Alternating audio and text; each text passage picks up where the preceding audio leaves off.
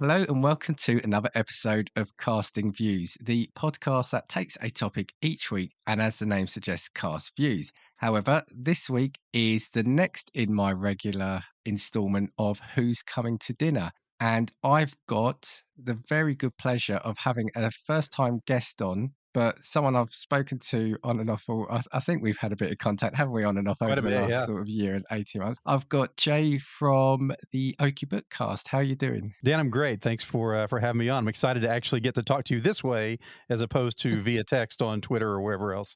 Yeah, I think we spoke probably, it feels like about 18 months ago. I remember you commenting on an episode, which then alerted me to your podcast. And we'll get into it. I don't want to say anything about it now as spoilers. But yeah, I found it a fascinating podcast for me to listen to because it's something I'm interested in, but it's from you're very specific about the area where you Right, podcast from, and that's right. something that would not normally be open to me. So that's what attracted me. So first things first, how about if you just introduce yourself and the pod to people listening? Sure. So, again, my name's Jay Hall. I am the host, producer, custodian, whatever else needs to be done for a podcast called the Okie Bookcast. That's OKIE. And as Dan mentioned, it is very much a local thing. So, my goal is to connect curious readers with their next favorite book.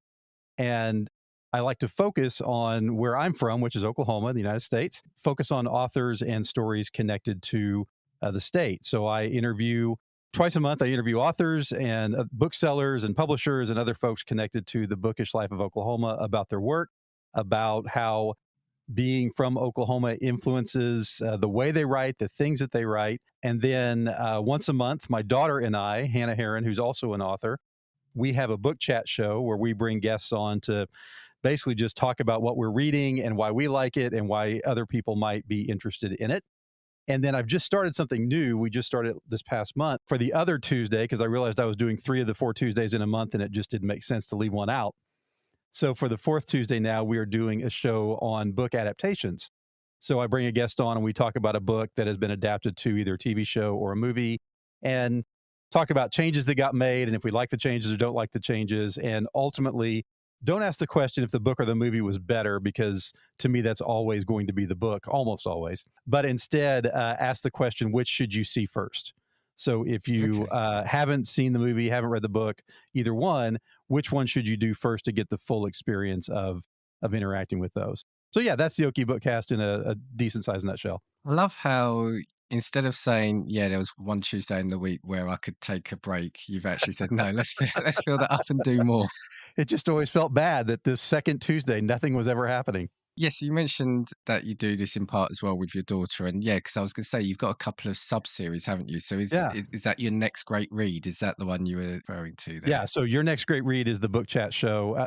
About a year ago, so Hannah and I, since she was a child, we have talked about books, and she's the reader of all of my children. The others can, they just choose not to most of the time. And so we've always had these conversations, and we were just kind of talking one night. And I thought this might be worth doing in a more public way and a little more formalized. And so we tried it out, loved it, and have since really enjoyed bringing guests on who aren't always connected to Oklahoma. So it allows us to expand the circle a little bit. In fact, we just had the chance this past month to talk to an author that we really, really admire, love her work. Can't believe she said yes to come on, and just had a great time talking about books and her work, but also lots of other things that we're really interested in. Yeah, and you do have a lot of guests come on, and they're always fascinating to listen to. And to loop back to what I was saying at the start before you introduced yourself is, yeah, when I saw that your podcast was, there was a focus on Oklahoma. I mean, firstly, I love books as well. Now, I'm going to put my hands up and admit to you, I probably don't do as much reading as I should do these days, which is terrible. We'll come on to it. I love physical media. I love books, and I'm the sort of person though that I might not read a book for many, many months, but then you read that first one and it's like, I need the next one now, Right. and it's kind of snowballs. But the other thing about your podcast was because it was Oklahoma, and I thought, well, I've never been there. I'm not sure if I'll ever get there. And I thought it's a part of the world. I thought that was an ideal combination for me just to kind of get a view on the literary scene there.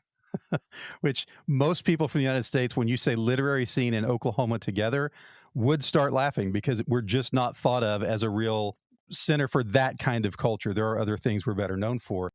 But as I got started, we've been going a little over 2 years now. I knew there were some. I had no idea how many. And I think one of the things that's been super fun, I've done 52 interviews now and still have like a list of dream guests and folks that I want to get on because there is just a ton of really exciting, interesting, different, innovative in some ways writing going on from folks who are connected to our state. So it's really been fun to highlight those, not just to people within Oklahoma, because I also hear a lot of, I had no idea this person was from here, or I had no idea this existed, but to folks like you, Dan, from all over the world who are being exposed to the great stuff that's going on here, which is just, to me, that's the point, man. I want to promote the place where I live. I want to promote these people who become my friends, and just share this incredible work that's out there. That's excellent. And do you say your daughter's Norfolk as well? Because I know I think you've written a book as well, haven't you? I have. If you want to plug anything from both yourself and your daughter, please feel free. I'll promise to make this quick because this could be a whole episode by itself. And I'll start with Hannah. So my daughter, her name is Hannah Herron. She is a horror/thriller author, which is kind of interesting, having known her whole life. But she has a couple of books out. One is called Awake, and another called The Ashford House. Those are available anywhere you would buy books. And you can check her out at hannahjoyheron.com.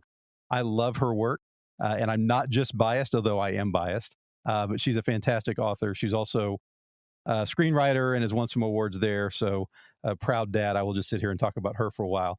But if you're into psychological horror, things that are a little bit twisty, I think you might really enjoy her work. And then my book that came out this spring is called God Help Me, I'm a Young Dad. My oldest son had a child in March, and I started thinking about all the things I wanted him to know as a dad, and decided I'd write them down because I know lots of other young men who are having children and wanted to, it's just designed to encourage dads to think about kind of these big ideas in their lives, how to be more loving, how to be more compassionate, how to be more thankful, and encourage dads to build a bit into their lives while they're also working to build those things into the lives of their kids. So again, God Help Me, I'm a Young Dad. You can get it everywhere. And my author website is jhallwriter, WRITER.com. Oh, we'll get links in the show notes as well, so people can follow Awesome. that. But so the obvious question I want to ask then is, was it difficult to write that? Because, and I'm going to say I've entertained the idea in the past, and I've quickly then, what's the right word? Unentertained the idea of writing a book. But it just seems, the idea to me seems really daunting to kind of start with a blank page and Yeah. then get a book out there. So a couple of things, and these actually came from the podcast, I think, that made this possible. And one that didn't come from the podcast, I was highly inspired by the specific circumstances of my son having a child and wanting to share this stuff with him. But a couple of different interviews I've done, one was with a nonfiction author who talked about his process for writing nonfiction and the way he was able to chunk it up. And, if he's looking at a chapter, he's looking at a chapter in 2 or 3 different pieces, and then he could focus on writing 500 words, but accomplishing something. Because to me, the problem is always, if I have to write 50,000 words to write a book, but I can't write 50,000 words at once, can I, stop and start? But if you're thinking about it in 500 to 1,000 word chunks, it becomes much easier to do. So that one helped. And the other one, interviewed a guy who wrote a book that was only 9,000 words. He was like, that's all I had to say, and it worked, and I put it out there and people buy it. And so it kind of gave me permission to write a shorter book. So God Help Me, I'm a Young Dad's only 100 pages, partly because dads don't have a lot of time to read, but also because that's the length I felt like I could write and not get bogged down and overburdened and overwhelmed really with trying to get it done. I love that, only 100 Right, pages. right. Okay. But I guess so. Actually, what you say is really valid. Nowadays, yeah, books and publications are pretty much any, I've seen like 20, 30 Right. pages. I guess it depends what you're trying to say. Absolutely. I never kind of thought of it like Well, that, and I the beauty guess. of the world of self-publishing, the big 5 publishers, they have to have things at a certain length because they have to be able to justify charging what they charge for it. I'm independently published. I do it all myself. So it doesn't matter. right? I can write as long as it needs to be and then put it out and price it reasonably for that length of book. And I get to control all of those pieces.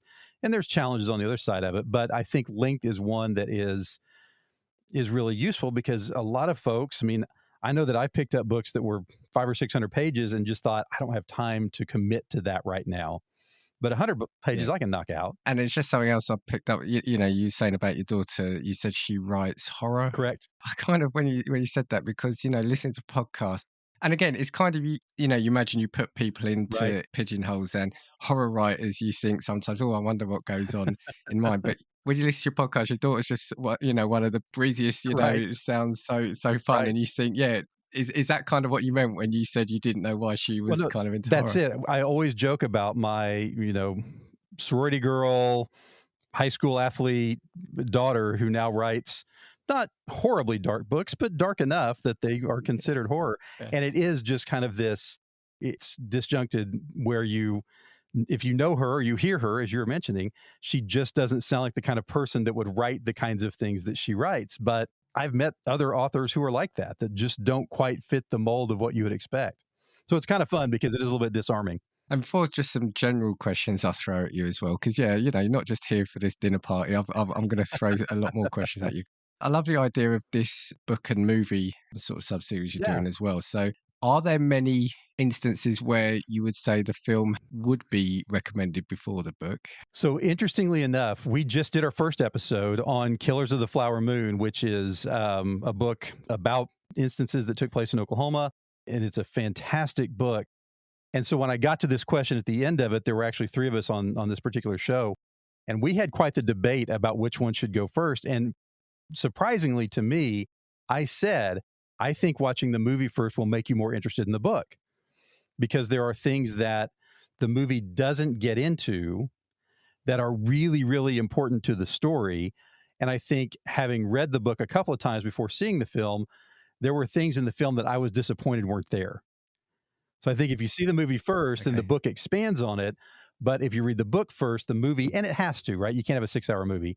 The movie condenses what's there. So in this particular case, and don't say this very often, I think watching the film first is the way to go. Interesting.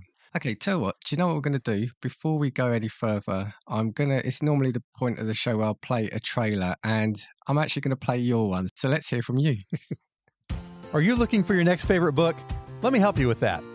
My name is Jay Hall, and I host the Okie Bookcast, a weekly podcast dedicated to connecting curious readers like you with your next great read. With author interviews, book chats and recommendations, and discussions about book adaptations, I guarantee you'll find some books to love as you listen to the show and hopefully be entertained along the way. Check out the conversation at okiebookcast.com and then come say hi on socials at Okie Bookcast. Thanks for listening. Now go find something good to read. Right, and we're back. So I'm getting hungry, but before we get started on the dinner party, do you have? There's going to be some generic questions I might just throw at you, but it'd be interesting to see kind of what comes out of that. Do you have a favorite genre of books, or even favorite author? Is there like a go-to for you? So you're going to hear genre as soon as I start talking about guests and the things that we talk about here. I have been a massive fan of science fiction for literally all of one of the first books I can remember reading, and I remember nothing about the book, but I remember it had robots on the cover when I was in first grade. So even then I was drawn to science fiction, fantasy a little bit, and I like all kinds. I read all kinds of stuff, but when I feel like I need to kind of just settle back into something that's familiar or something I know I'm going to enjoy, it is always science fiction. Yeah, for me, if it's not science fiction, it would be kind of thrillers. Yeah, love them too. Just something that keeps you turning that page. Yeah. So when it comes to reading a book, though, or choosing your next book, do you like to experiment in the sense of would you pick up? Do you need to know a bit about the book you're going after, or does it have to be in a genre, or can you browse a shelf and read the back of a book and say, do you know what, I'm going to give that a go? So I am a power user of my local library, and I usually go with a book in mind that I'm looking for, and always leave with at least 3 or 4. Because I can't just go get that one and then walk away. I'm always looking on the shelves for authors I recognize, or I will go ahead and judge a book by its cover every now and then. And if I see something that just looks Yeah. interesting, and that I will read the back, I'll read the blurb on the inside. I usually have my phone with me, and I'll look up and see what people are saying about it. But I'm pretty open to trying authors I haven't tried before, especially if somebody that I am interested in has said something about that book. So if it's a thriller from an author that I don't know, but on the back of it, there are 2 or 3 authors that I do know who are recommending it, or they say, if you like so and so, then you'll like this. I'll take a flyer on those. I read so much that Mm, I'm always looking for something new and authors that I don't know, and I'm also not afraid to stop on books. And I think that makes that okay. allows me to read more. If I start down the road, I have a friend who says life's too short to read bad books, and if I start down the road of a book and just am not into it, I can walk away from it. Now, if it's an author that I Yeah. know or an author that I'm usually on board with, I'll give them a little more time. But especially if it's something new, I'll give it a little bit. And if it doesn't work, then I can just walk away. So yeah, I can. I love working across genres. I love stuff that kind of bends genre a little bit. But because I go to the library, I mean, it's a weekly trip. My wife laughs when I walk out the door on Friday afternoon. She knows where I'm going. It gives me a chance to just explore and get to meet lots of new authors that way. That's a really good point you say, or interesting point about stopping a book, because I find that with a couple of things I like. So whether you're into video gaming or books, whatever, you're doing it because you want to enjoy it. Yeah. And there are going to be things that don't agree with you. But I think if you then force yourself, you're just going to begrudge that. Yeah. It becomes work Yeah. then. Well, yeah, because the point of all, like you said, the point is to have fun. And even, like there are classic literature where everybody, people say everybody has to read this book. I'll never read it because I started 10 pages in. And Yeah. I was like, I don't like this. And Yeah. Yeah. there are, I try not to think about this very often because it really does kind of make me sad. There are thousands and millions of books being produced every year, and I can only read so many of them, and I only have so many years.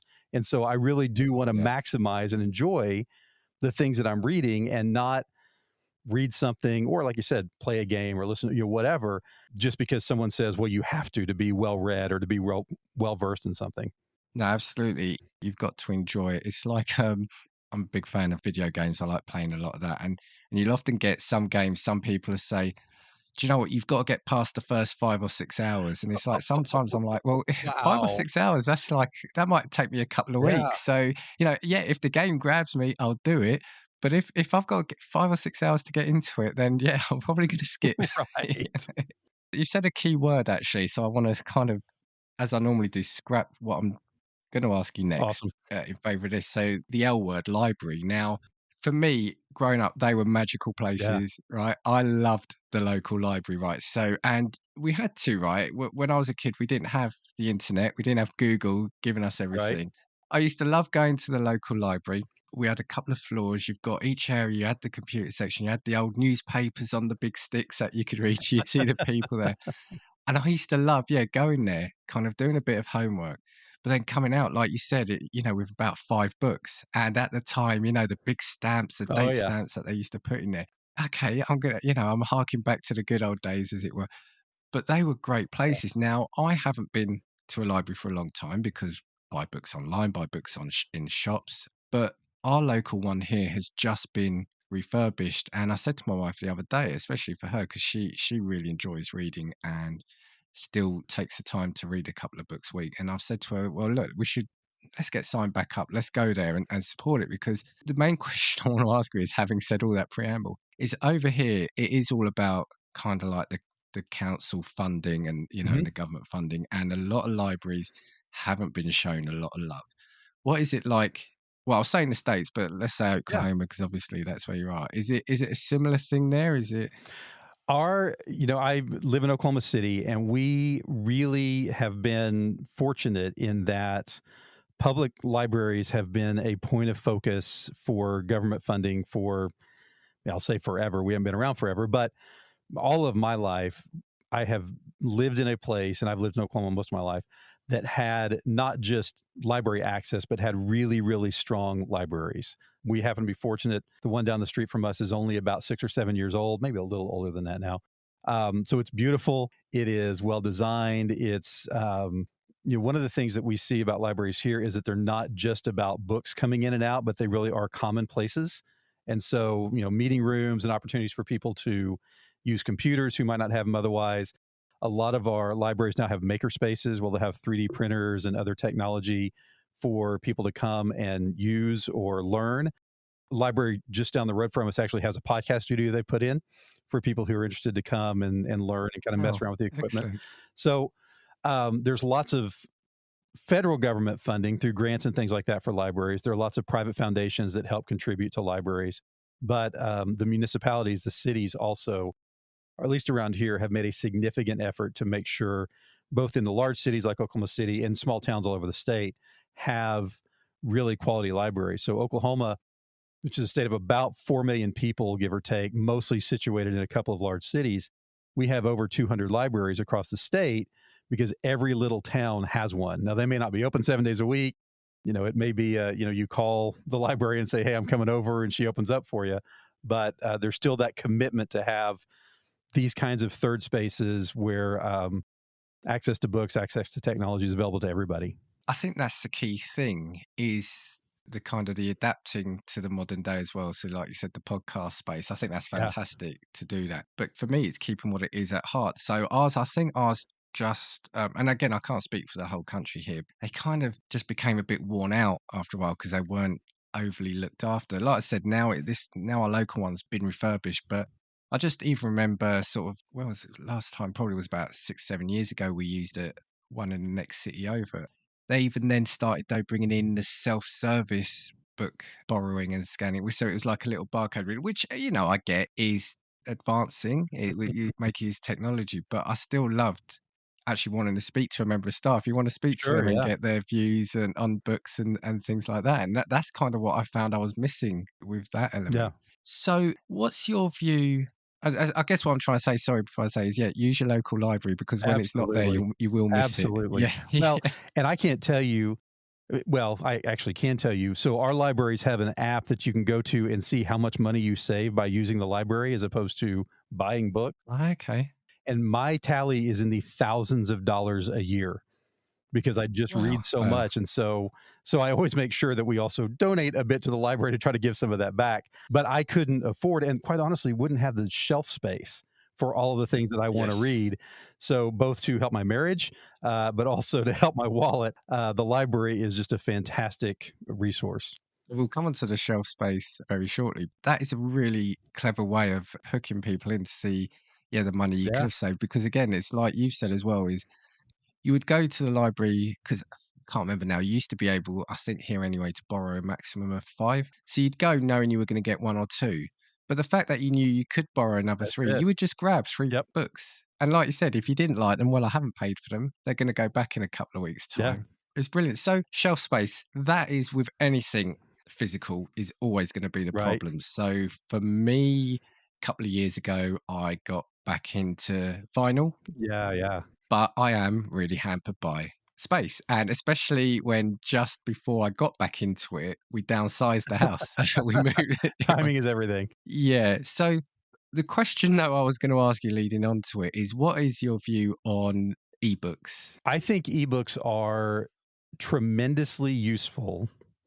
I would rather have a physical book in my hand, but when I travel, which isn't as much now as it used to be, but there was a time when I would travel quite a bit. In fact, several years ago, went to Africa and didn't have an e-reader and had just a dumb number of books in my bag, which made it heavy to carry around because I knew I was going to have time to read. I wanted to be able to read and didn't have an e-reader. So I think it's hugely useful for that. I do think still there's just something about the feeling of having a book in your hand. And I'm 53 years old, so some of that is just that's age and that's how I learned to read. That's my preference. But my reading now is probably 70-30. 30% of what I read is on an e-reader just because it's available from the library and a physical copy isn't. And so I can download it that way and read through. Do you know what? I haven't got anything against ebooks either. I just don't think I've ever read one. And I've tried, but I don't know. I just don't get on with an e-reader. I like, as you said, maybe there's an age thing. Again, I find it far easier if I've got the book in my hand. I prefer the turning of the Yep. pages. You can kind of see how far into it I you're at. think that's a big piece of Um, it, Dan, is knowing how far along you are. Because if you see, like I have a Kindle, and one of the settings you can say you're on page of 17 of 400, so you have an idea of progress. But with a physical book, okay, I'm about halfway there. Okay, I'm 2/3 of the way through, or I'm just getting started. But with an ebook, it's a little bit harder to feel that. And I think we lose some of that momentum then because you don't necessarily feel like you're making progress. Yeah, and something else, and this people will probably be shouting at their pod player now, saying it's the e-reader we've got, but we've just got a basic one because again, it's more for my wife. We bought her a book, and it had a section with a load of maps in, but we couldn't see them Right. properly on the e-reader, so we ended up buying the book physically because it was the only Yep. way you could see it properly. And there's something about, even if a book is second, third hand, Oh, yeah. something about a weathered book, Oh, yeah. that's seen a few homes, seen a few years. There is something aesthetic about that, isn't Oh, there? some of my prized possessions, and I collect books from a particular author who started writing in the 40s through the 70s and into the 80s. And to get those paperbacks, and they're mostly not in great shape because they're paperback. I mean, they weren't designed to be around 60 or 70 years later. But I love having them. I love holding them and reading them. I don't, hide them away and put them in plastic, leave them on the shelf, because there is just something about. I mean, if you get nostalgic about it, thinking somebody 40 or 50 years ago cracked the same spine that I'm reading right now and read this and Yeah. enjoyed it in the same way. And yeah, there's nothing like an old book. A few years ago, I was in New York and went to the library there, Mm, and earlier this year, I was in Italy and went to one of the big libraries there, and, yeah, it's like you said, there's just that sense of time, that sense of yeah. history when you're presented by these books that are over 100 years Oh, old, yeah.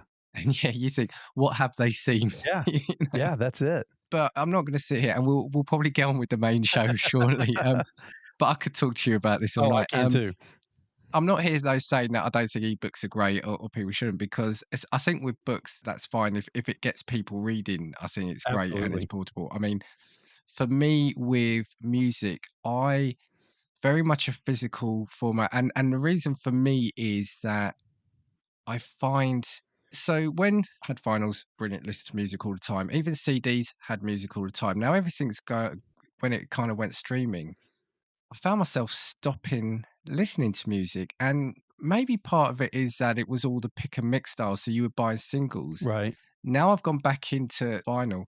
I'm listening to full albums again, and that's what I enjoy doing. And again, I know you can do it on streaming, but the ease at which you can then just skip past this, or a band's released a new album, I know I only like that single, I'm gonna get that one. Whereas now I'm back to listening to full albums, and there's something pleasing about putting the disc on the player, looking at the artwork, Right. the gatefold vinyl covers out artwork. And for me, I think that's in my mind where the difference is, because at least with an e-reader, if it's getting people reading, then that's the main thing, right? Well, and I think, and again, we could shift into albums for a long time because I'm into vinyl too. There's something about the process and the intentionality of putting that album on that causes you to listen to it more. Where when you just pull something up on Spotify or wherever and click play, that music becomes more background noise because you're not as invested in choosing to listen to it. But if I'm going to sit down and put an album on, even if I'm doing something in the background, I'm doing something and it is background music, I'm more aware of it because I have intentionally chosen it. Yeah, very valid, very valid. Maybe we're gonna get you back on anyway at some point, and maybe we'll carry on to talk about books and vinyl. If now I know you're a All vinyl kinds of fan. things. Let's get on to the main part of the show then. So I've asked you on because you are going to host a dinner party. I'm guest number one. So as I said before, you can't get rid of me that easily. Trying to tailor it, and actually a call out to people. If you're listening to this, I'm looking to do one of these each month. So if you want to be on here and spotlight your podcast and also have a bit of fun, drop me a note. We'll do the socials after. I'm trying to tailor it per guest. So for you, what I've said is it's the classic starter, main, and dessert. If you've got a drink for each, the last couple of guests have done that, so I'm opening it out there. If you do like a particular type of drink or tipple, a guest for each course. And for yourself, I've initially said it's to be from the literary world, and then we've got a couple of other questions later. So let's start at the beginning with your starter. So tell me what we're having and who's going to be the first guest through the door. All right. So this is going to be a very Oklahoma meal because that's where I am and that's what I talk about and that's what I do. So nothing healthy. Just be ready First course is a couple of finger food kind of things that we are pretty standard around my house when we're having parties or we're getting people together. One is bacon wrapped jalapeno bites. And then the other is pigs in a blanket, which is just, a little sausage wrapped in dough of some sort, bread dough, biscuit dough, and then baked. And I'm not a big drinker, so it's just going to be lemonade all day, which is also about as Oklahoma as you can get in terms of drinking something. Firstly, I'm loving that, the bacon wrapped Oh, jalapenos. man. Do you know what? I do like the second thing, but before we started recording, so to people listening, Jay picked me up on something I said in a British phrase, and you've just said something with that second one, which I heard on social media this week. So do you call them pigs in a blanket Pigs over in a there? blanket, yeah. Because here we call them pigs in blankets, which I know is only missing out a letter, but yeah, it's Huh. funny how I heard that this week, and then you just said that. So yeah, pigs in a Pigs in a blanket, blanket. great. Yeah, we tend to have those mainly at Christmas Okay. here, though, so I don't know what it's like over there, but yeah, they're more of a Christmas traditional It's bite here. that's a classic game day food. So college, professional football, American football. If you're having a party around it, the odds are really good that there will be sausages wrapped in dough of some sort and baked. If you're going to a party like that, I'm all in for those, and the fact they're like finger foods, I always think is great as a starter because it's a little less formal. right? Right. You don't have to be necessarily stuck behind a table, and it's a bit more social. So, okay, so who's going to be sharing those with us? So my first guest is actually the author that I was talking about, and he has passed on, but we're going to bring him back for this party. A guy named Clifford D. Simak, Simak. Started writing in the 30s and wrote through the 80s. He passed away, I think, in 1988. Author of over 30 novels, science fiction. His short story collections are 12 volumes. Was writing at the same time as guys like Arthur C. Clarke and Isaac Asimov and Ursula Le Guin and Douglas Adams, but never quite had that same level of celebrity and should be on that pantheon of great science fiction writers from that golden age, but just never quite reached the same level that some of those names did. Won Hugo Awards, won Nebula Awards, has a couple of books, one called City and another one called Way Station, that are kind of considered science fiction classics. But the bulk of his work just never quite got to that same level. And I think part of it was he didn't write series. All of his books are standalone. So people didn't invest in the same way that they did in Hitchhiker's Guide to the Galaxy or Foundation or some of these other, 2001: A Space Odyssey. So I think that impacted him a little bit. But he is part of that generation of writers that was very much writing science fiction that was also talking about the social issues that were going on in the world. So a lot of his work talks about war. It talks about the racial problems that were going on in the United States. It talks about gender. It talks about labor and work. And, they could kind of get away with it more when you're writing about it in a science fiction universe because it wasn't overtly talking Yeah, about the thing. yeah. So I would love to just be able to talk with him about that process and, what writing that kind of thing was like. He's kind of considered a pastoral science fiction guy because a lot of his stuff is focused in rural areas and deals with animals and people kind of isolated and by themselves.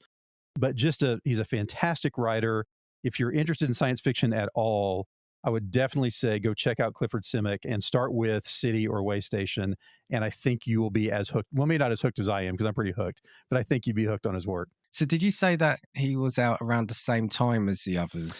Yeah. So So is it that it just got overshadowed, was it? that's it. And he spanned such a long period of time, as some of these other authors did too, that he was interacting with kind of the tail end of some and the early days of others. So yeah, everything from Arthur C. Clarke to Douglas Adams and Ursula Le Guin, because he was writing in the 40s and in the 70s and 80s. And like I said, it just takes that one book by a certain author like Hitchhiker's Guide, that Right. just blew up and that became Right. massive. So I'm assuming then, yeah, if your interest is in the sci-fi, he'll be known within those circles. So it's kind of like, is it almost like a secret of sci-fi fans, I guess? He kind of is. I mean, you've got to be pretty deep into it to be aware of more than just a couple of his works. And I think it's the problem of being really good in an era where there are lots of people who are also really good, right? It's the problem Yeah. of being a decent soccer player while Messi's doing his thing, right? Or Ronaldo, that you're going to get over. You might be fantastic, but you're going to be overshadowed because there are some who are just the greatest ever. And I think that's some of what happened to Simic is he was writing at the time of Isaac Asimov. I mean, it's hard to get above Yeah, Isaac yeah. Asimov, but was equally talented and interesting in the work that he was writing, but just got overshadowed because of others that were around at the same time. I mean, I was going to say it's like a shame, but it's not because he's had his career, he's written Oh his yeah, books, there are fans out there, and those books are still here. But it's interesting what you say because I've always thought of that comparison with like tennis because you could be like a brilliant tennis player, but then you were born in the same year as Pete right, Sampras, right. and then that was it. So you're You always know, playing for it's a second, yeah, or the Williams sisters. right? Okay, that's a really solid start to this. Okay, so let's move then on to your main course. I am a massive, massive fan of fried chicken, which again, very Southern thing. But I've eaten it all over the world. I've had fried chicken in Uganda. I've had fried chicken in China. I've had fried chicken in the Caribbean. And I can tell you that the best fried chicken on the planet came out of my aunt's kitchen, who is no longer with us. But so everybody else is playing for second. Speaking of the goats, we also in Oklahoma have some fantastic chicken places. If you ever make it to Oklahoma, there's a little town called Okarche. And in Okarche, there's a place called Ishans, and it is, now that my aunt is gone, the best fried chicken in the world. So we're going for fried chicken, but we're going to do it a couple different ways. One, we could do it traditionally. So if you want to go the purist route, and we're going to have potatoes with it, we're going to have fried okra because we fry lots of stuff around here. We're going to do corn on the cob. But if you really want to go hard, the other way to do fried chicken is fried chicken and waffles. And fried chicken and Okay, waffles okay. is, if you know, you know, and you heard me say that and went, oh, yeah. And if you don't know, you haven't ever tried it, then you're probably thinking that's a little nuts. But I'm telling you, there's something about the combination of fried chicken and a pretty savory but kind of sweet waffle with some honey involved. It's unbelievable. So, so that's what we're doing. Fried chicken, you can go one way or the other, but I would strongly recommend to go the chicken and waffles route.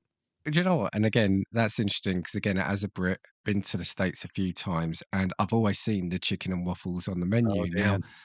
to my shame, I've never ordered it, but I have wondered. It's very much a well, actually, I'm probably gonna be a hypocrite here because it's very much like you said, a main savoury, almost like with a breakfast Oh, item. yeah. Then over here, we've got the full English breakfast, which I know. Recently on social media, Americans have kind of said, "What you eat beans at breakfast?" and and it's sausages, it's bacon, Right. etc., and hash browns, which a lot of people would probably think would be sort of evening things. So next time I'm over there, I will give that a Take go. it, whatever opportunity you have, fried chicken and waffles, you will thank me, I promise. I've made the mistake doing this episode again that I've had it after I've had my main meal of the day. Right? So, but I'm already hungry again. I should You really start going to bed eat hungry. after these episodes because then hopefully I'll feel full straight away. Enough of my problems. Okay, so fried chicken, and who's joining us? You told me that one of the literary people I could bring was a character from a book. So I'm bringing a Oh, yep, fictional yep. character along for the second one. And I struggle with this because I read so much and there's so many characters I would love to spend time with, but I decided to go Oklahoma. So I'm bringing for this course a gentleman named Ponyboy Curtis. Ponyboy is a character in a book called The Outsiders by S.E. Hinton. She is an Oklahoma author. The book is set in Tulsa.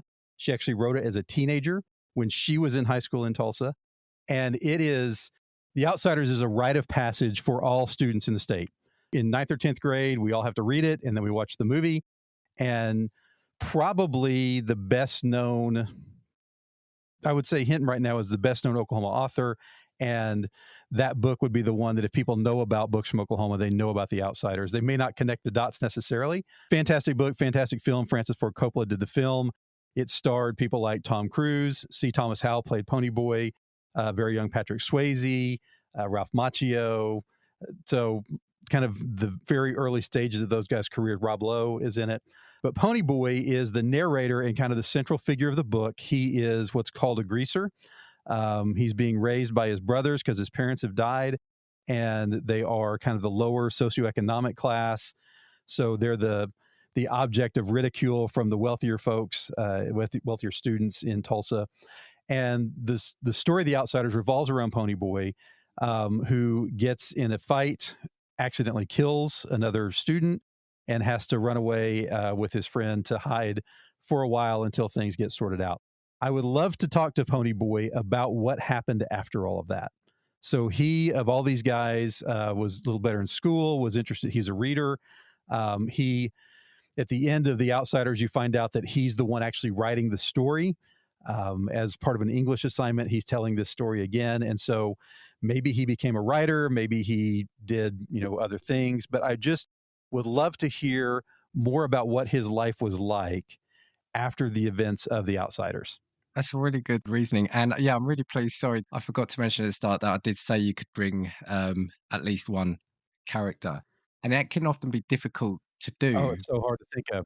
You've just given me a massive flashback there in terms of that, because I do remember seeing it, but it's not, it's a film I haven't seen since I was probably young. Oh, it came out in the early 80s. But yeah, it probably would have been late 80s, very early 90s. I was a teen. It was, I mean, you look at the cast, and why wouldn't you have seen that film or Right, wanted to have right. seen that film? That's the thing, right? I love the reasoning. So it is purely to find out, yeah, kind of Yeah, what happened next then.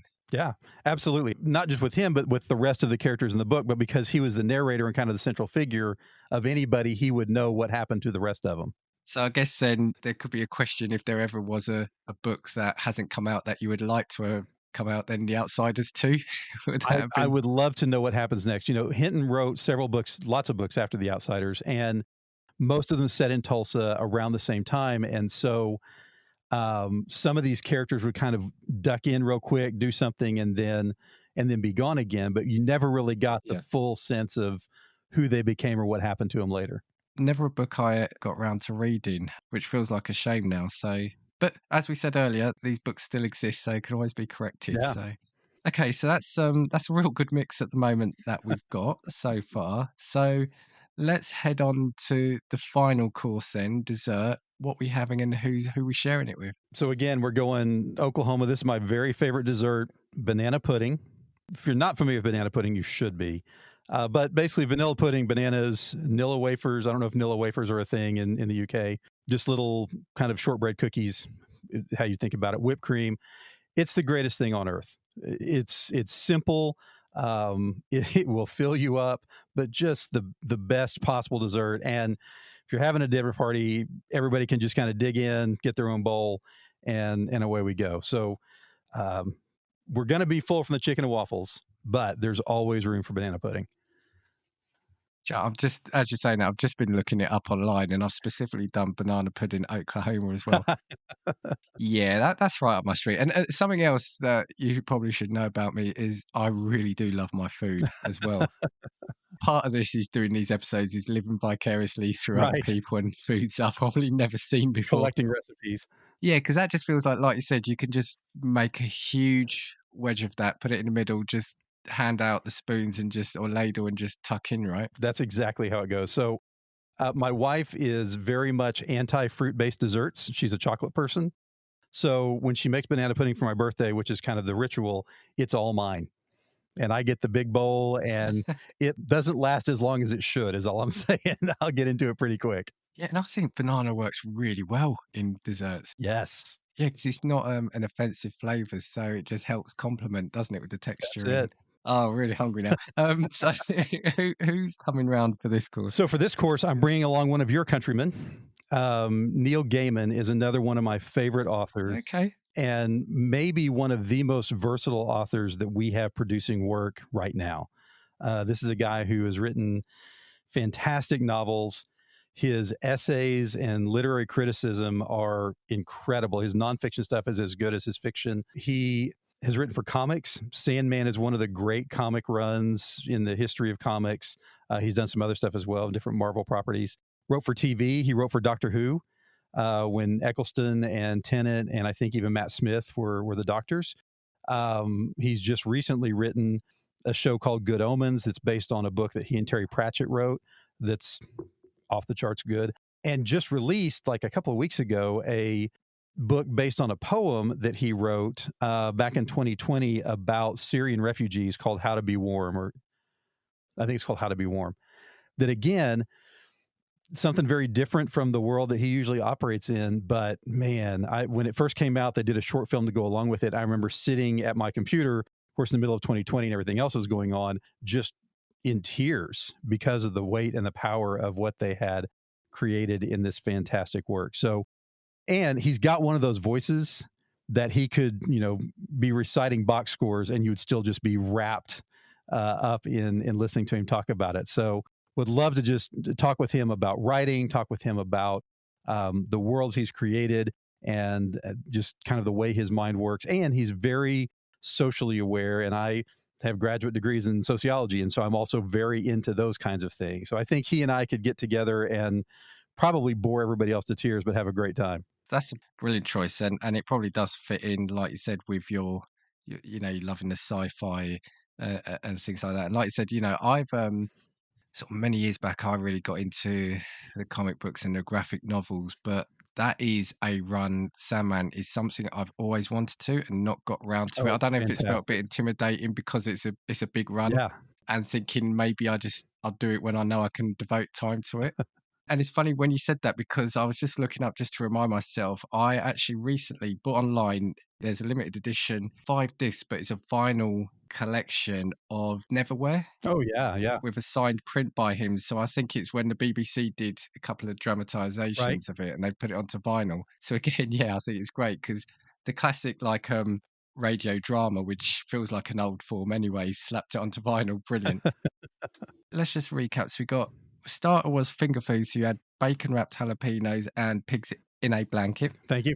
with Clifford D. Simmick. Moving on to fried chicken, and the guest was Pony Boy Curtis, and dessert banana pudding Neil Gaiman. Right. So how do you think they'd all get on? I think it'd be fascinating. Pony Boy, because of the limited scope of his world, to interact with these two guys who imagine worlds beyond ours Yeah. might really be Yeah. fascinating. I think Simic and Gaiman could really get into it together because one of Gaiman's, especially early, wrote a ton of essays about classic science fiction. That's kind of how he got started, is writing for science fiction magazines like a lot of these men and women did. So I think they might be the ones in the corner making the rest of us crazy with the things that they're talking about. So I would just kind of lean in and listen to that one. Couldn't have put it better, actually. Yeah. Yeah. You're right. Like I said, Pony Boy Curtis would just be like wide-eyed at what they're saying. Yeah, and Simic and Gaiman would be collaborating on the next That's book and exactly it. visual. That's exactly it. Okay, so I'm definitely all in on this dinner party. So especially with the food. So let me know. I'll be over. Come on. It's a We'll figure it out. short flight over. So I threw a couple of other things at you as well, Yeah. and I've said, what are one or two must-read books for us all, the guests that is, and why would you be recommending them? So what I did was pick a book for each of the guests, and I didn't pick one for you, Dan, so you can read all three of them, but things that I thought would connect to each of them. So for Simic, I've picked a book called Children of Time by Adrian Tchaikovsky. It's a fairly new science fiction work. Tchaikovsky's reasonably new author, has been writing for about the last 10 years, just so that Simic could see the next step in the evolution. So Children of Time is this massive space opera. Um, I don't want to say too much. I don't want to spoil anything because there's a lot that could be spoiled. But one of the things that Tchaikovsky is brilliant at doing is creating cultures within these worlds that he builds. So it's not just, ooh, look at how weird the aliens are, but it's watching the way that they interact and the way that they use language and the way they use their environment and really creating culture, which is something that Simic did in a lot of his work. So to see maybe what the next generation of that looks like and how that's expanded. And I've never heard Tchaikovsky say that he's aware of Simic or has read his stuff, but they are in that same lineage, whether Tchaikovsky knows it or not. So Children of Time by Adrian Tchaikovsky is the one for Simic. For Pony Boy, I chose a book called The Martian by Andy Weir. And The Martian is about a guy named Mark Watney who gets stranded on Mars and has to figure out how to live there for, I think, 600 or 700 days before he's ultimately rescued.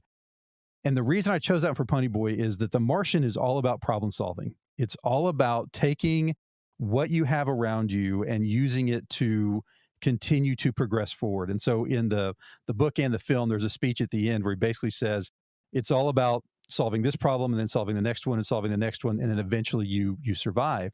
And so for someone like Pony Boy, who has grown up poor, who's grown up with kind of everything against him socially, economically, not having parents, to just give him something that says, this is what it looks like to just keep solving problems until you get where you want to go, to encourage him as a teenager, an adult, or whatever.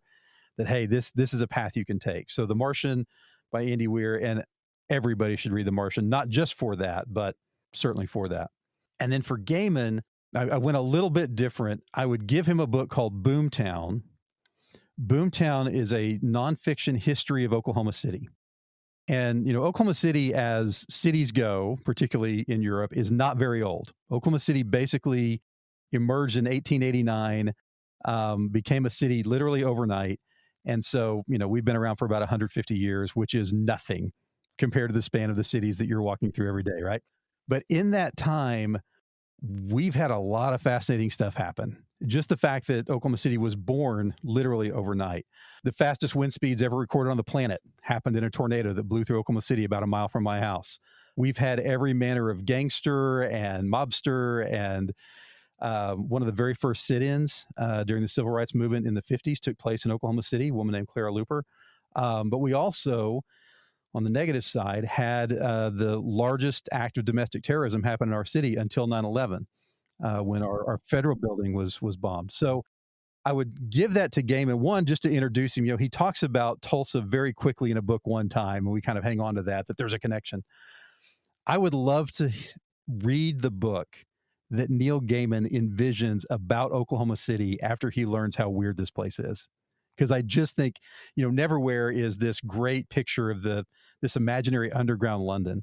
And I could see the same kind of thing happening once he finds out how nuts things can be here around Oklahoma City. And that's brilliant. And do you know what? You saying that has kind of helped cement in my mind what I was trying to say earlier about why I really did kind of latch onto your podcast. And it is about, because you are so, like I said, so Oklahoma focused, it's about getting a connection to a place that I've never been. Yeah. I think that's what I'm trying to say, what I was trying to say. And yeah, and that's fascinating. So it would then be interesting, to see what he would do after that. So I think it'd be wild.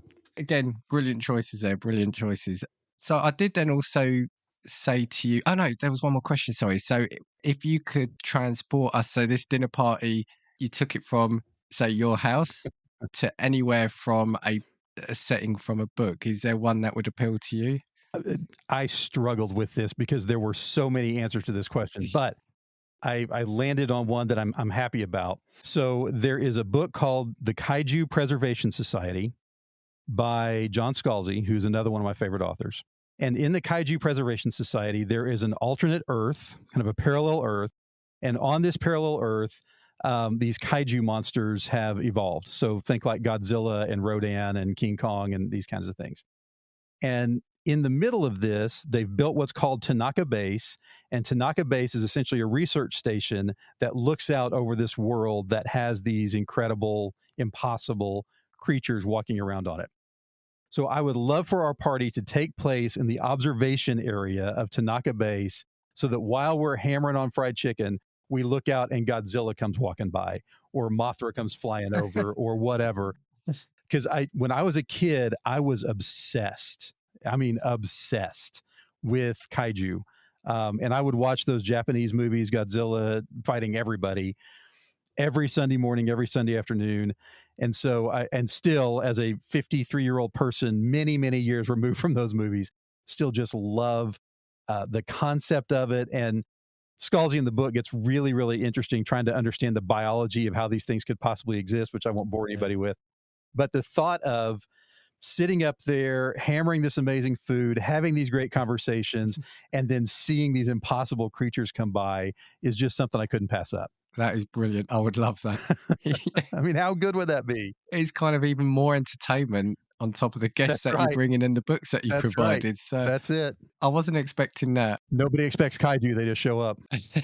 Yeah. Okay, so the last question that I'd set to you, and there is one more thing I want to come back to after, Sure. was what I like to do then as well is say, because I kind of limit you to the guests from a particular area, if you were to have any sort of celebs or any sort of famous people from any walks of life, who would they have been?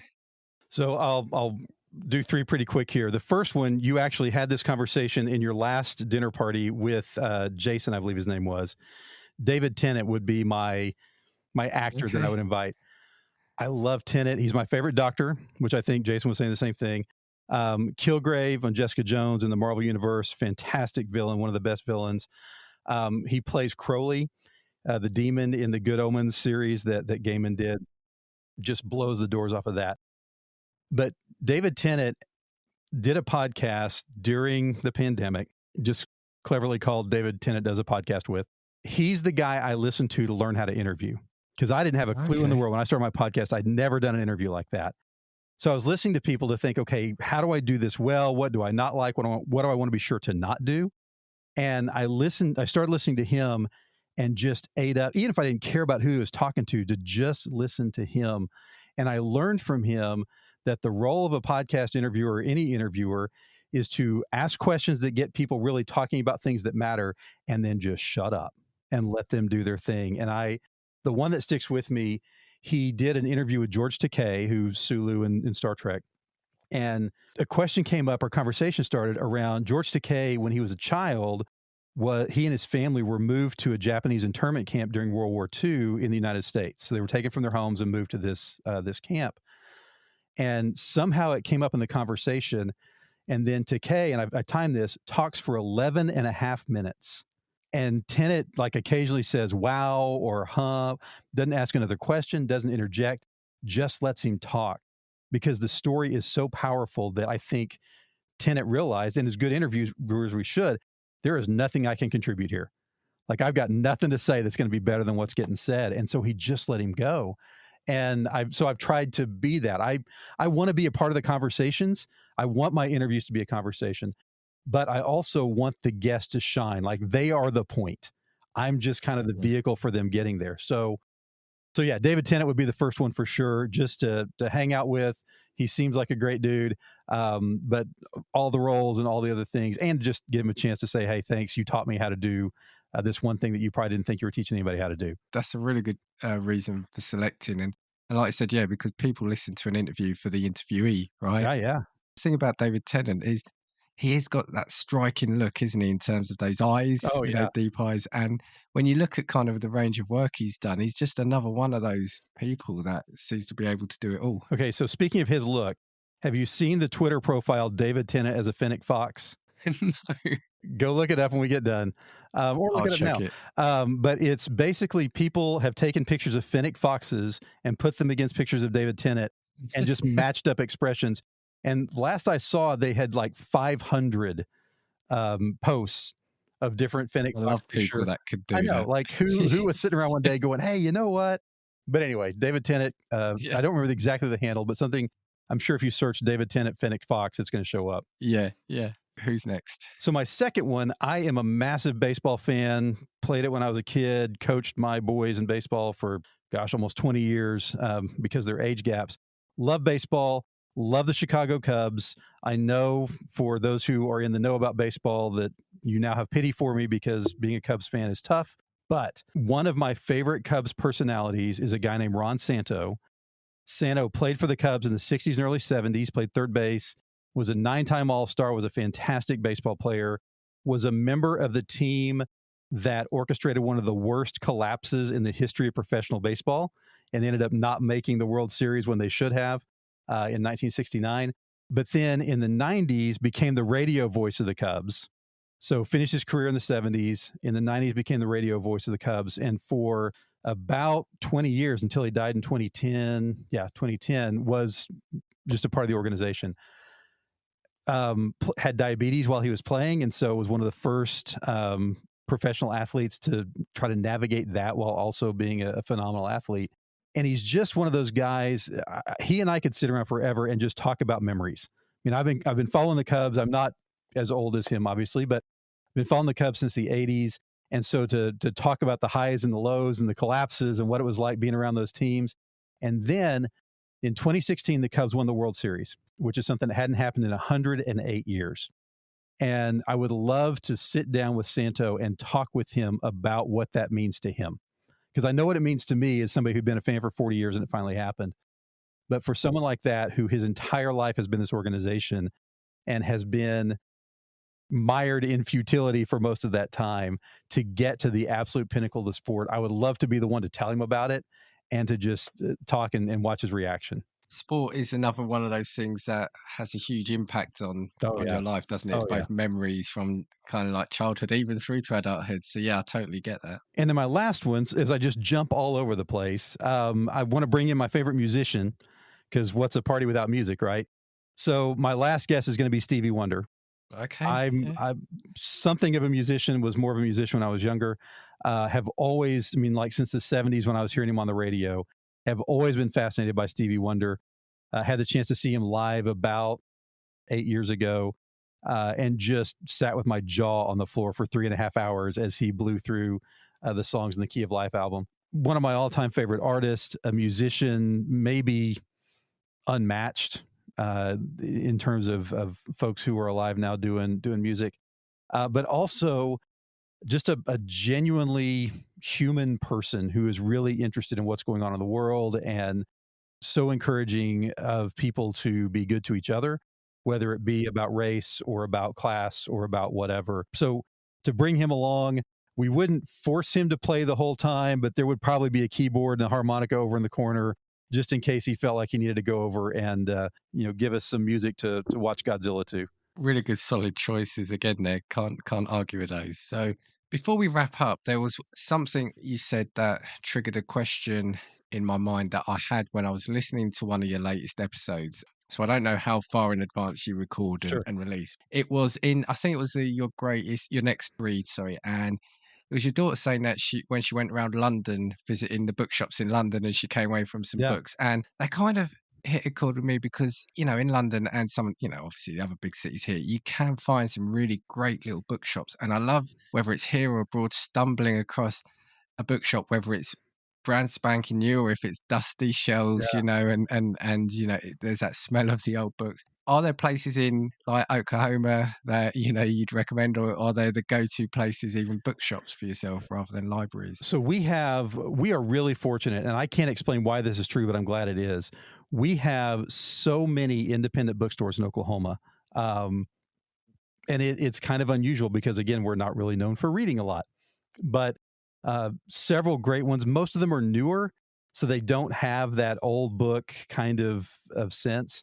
There was a place in Kansas City, which is not in Oklahoma, just to be clear, called Spivey's. That was this old house, and I think what happened is this guy just kept collecting books, and eventually realized I should just go ahead and start selling these because every square inch of this old 3-story house plus a basement is just covered in books, and it's organized kind of, but it's mostly just like this magical mystery. You just walk in and whatever you find, you can find. And I love spaces like that. And I can get lost in them for a long time just because you are tracking through the history and there's so much that you're almost shocked that ever got printed because like why does this book exist? Whoever bought this?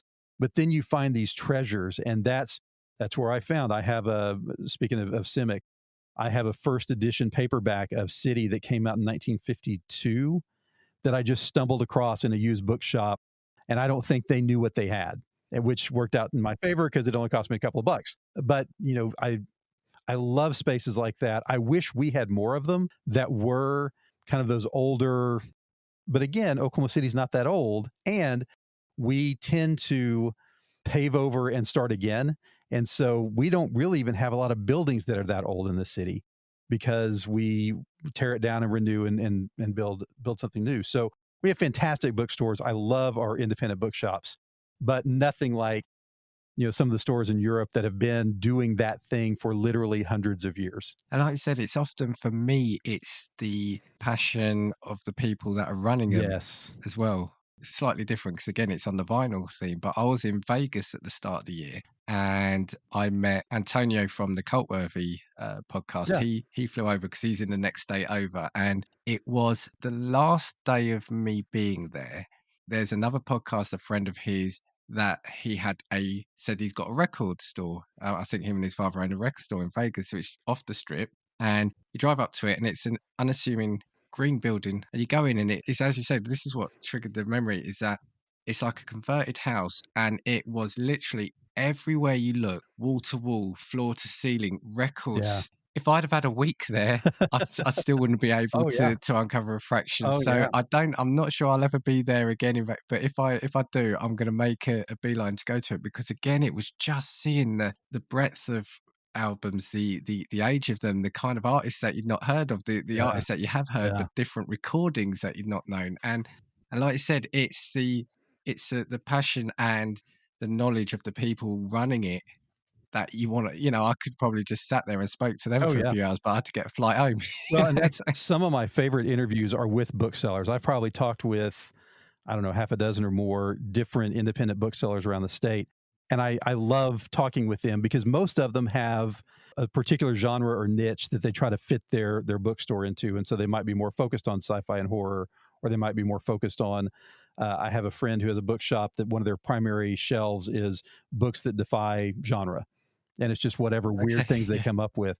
And I love talking to them, partly because I learn about so many books I would never have known about otherwise, but also I just love the passion.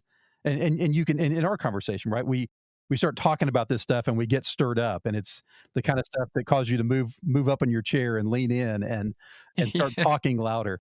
And it's so yeah, yeah. fun to be in those conversations with people who are passionate. Well, look, it's been brilliant, and I'm looking at the time, I can't believe it's I know we've gone on. no, but it's brilliant, I hope you've had a good time. It's been Absolutely. fascinating talking to you. Well, this was so fun to think about. Like I said, I'm really glad you accepted the invite. So, before we go, do you just wanna give people, again, shout out your socials or any Sure. websites or anything where they can find you and your work? So the good news of being called the Okie Bookcast is it makes everything really easy because there's nothing else like it. So all of my social media handles, and I'm on Twitter, I'm on Instagram, I'm on Facebook, on Threads, kind of, is at Okie Bookcast, and again that's OKIE, and then BOOKCAST. Website's also easy. It's okiebookcast.com, and from there you can get access to all of the things we do. The next great read shows we do with my daughter, the book adaptation shows. We also have an audio poetry anthology that I didn't talk about that comes out once a quarter, so you can get access to that. And you can also link from there to my author site and to Hannah's author site and find out more about our books.